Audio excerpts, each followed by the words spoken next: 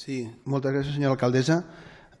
Senyor Martínez, pensava que diria qui va fer les al·legacions o la motivació de per qual avui s'ha elevat això del ple és perquè un servidor amb el seu grup va fer una al·legació que també vull transmetre l'agraïment a tota la comissió tècnica per valorar l'al·legació que vam elevar nosaltres, que era concretament posar en valor els animals dins de les propostes d'associament de les condecoracions.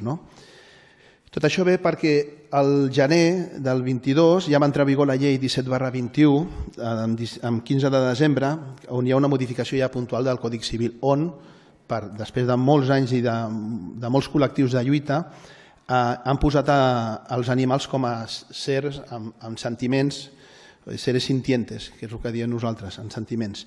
I això ha passat que fins ara els animals es tenien com a mobles o fins i tot amb problemes legals es tenien com sers inerts, sense sentiments.